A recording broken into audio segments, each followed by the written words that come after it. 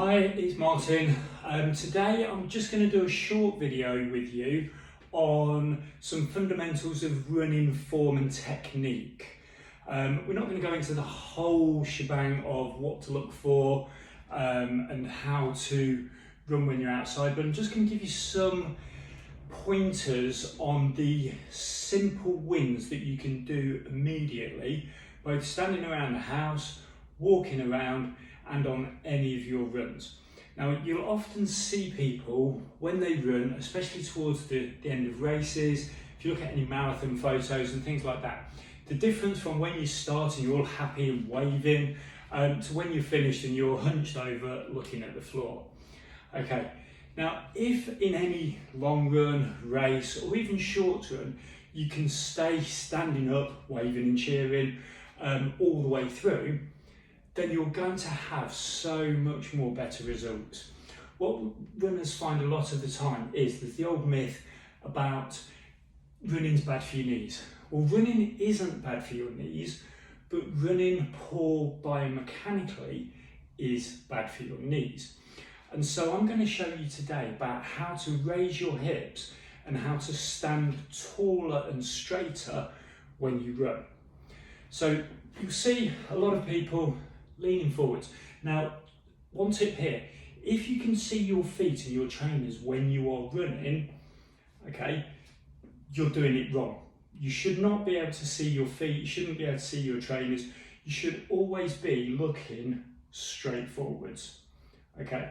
Now, if you think that when you're driving a car, where do you look on the horizon that gives you the best viewpoint? You look straight forwards. You look either at the front of the back of the car in front of you, or you look at the road probably a good 50-100 meters away, and so that you can see any hazards coming towards you. Some people think that if they look at the floor when they're running, they won't trip over anything because they can see what they're looking at. In effect, that's the opposite of what you should be doing, because if you're looking at the floor, by the time something comes into your eye line, you haven't got the time to lift your feet up or move out of the way. Whereas if you're looking 10, 20 meters ahead of you, you can see any curbs, any obstructions, any litter in the street, and you can see that come towards you, and your eyes and brain, they're wonderful contraptions, they will actually move you out of the way. They'll give you that warning sign and say, I need to move to the left or move to the right, I need to step over this in a minute, and you'll scan that item coming towards you and move over it. If you're looking down at the floor, you don't see it in time. That's usually when people trip over curbs, uneven paving slabs and things like that. So to get away from that, what happens is when we're looking forwards, when we're running, okay, you'll hear the scuff of my shoe. When I land, okay, I'm landing about there in front of my body. And so if I'm running, I'm going to land on my heel first and then roll through like that. And because I'm landing right in front of my body, I'm straightening my leg when I land, and all of the forces are going through my knee. So basically, this is when runners have knee problems. They land far too far in front of themselves, they land on the floor and roll for such a long time that they lose all of the forces that we're trying to get when we're running and we're trying to be bouncy. So we're landing in front of ourselves and we're just slowing ourselves down all the time. Now that comes from slumping. Okay, as soon as I slump forwards and look forwards, you might see my hips drop and I'm reaching forwards with my foot. A way to correct this, what we're going to do is we're going to pretend that we're being measured for our height. So when you were kids at school, or maybe even if you've been to the doctor or hospital, you stand up against the wall, somebody says that they're going to measure your height. The first thing that you do is you stand upright, you puff your chest out, you pull your shoulders back, and you move your head. Okay, you look straight forwards. Now that is pretty much the perfect running form to start off with.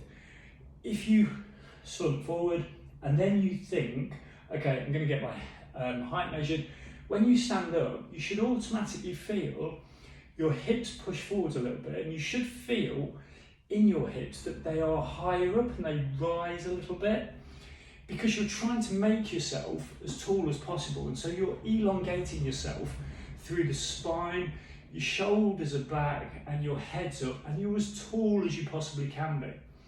Now if I do that, my foot is now landing virtually underneath my body. Okay, so now as I land, I'm landing on a flatter foot, okay, which again, I'm not trying to get you to change landing from heel to toe or flat foot. What I'm trying to do is get you to land underneath your body. If you can land underneath your body, you will land more with a flatter foot and you will roll off quicker and bounce forwards. So nice and high, I'm landing now underneath my body, which means that my foot is going to be on the floor for less time, which means I'll be able to bounce off. Okay, so we don't want to think what's happening below our hips, we want to think hips and above. So again, if I go back to looking down at the floor or looking down just in front of me, as I go, I can't get my foot underneath my body. Okay, so therefore I'm scuffing when I land and kick off. Again, stand up straight, look forwards, pretend I'm being measured, hips come forwards a little bit. I've also got a little bit of a bow in my chest, okay? I'm going to generalise, but females often run a little bit hunched over and arms up to protect the bouncing and also people looking at them. If you can get away from that idea and actually have a more of a shoulders back, chest out approach as you run, you will find that your hips will naturally come forward, your head will stay upright, and once again, I'm now landing underneath my body, okay? Thought I'd look down and check then just to make sure, but I can feel that I'm landing underneath my body, whereas if I look down at the floor again, I can't do that. It's just impossible, okay? So there's your tip for today. When you're out running, if you can see your feet, you're doing it wrong. If you can see your feet or you're looking forwards at the floor, just think about, I'm going to have my height measured, I'm going to lift back, lift your head up, pull your shoulders back a little bit, you'll feel your hips lift, and then you can run and land underneath your body again. I hope that's helpful. I'm going to drop in and do a few of these just shorter form-based things, just a couple of things at a time, because when you're changing your form, you don't want to think of 10 different things at once. You just want to think about the easiest things first, get these ingrained, and then we can move on to more. So all you need to think about is standing upright, head high, shoulders back, and you will just land underneath your body. Okay, enjoy the rest of your day. Bye for now.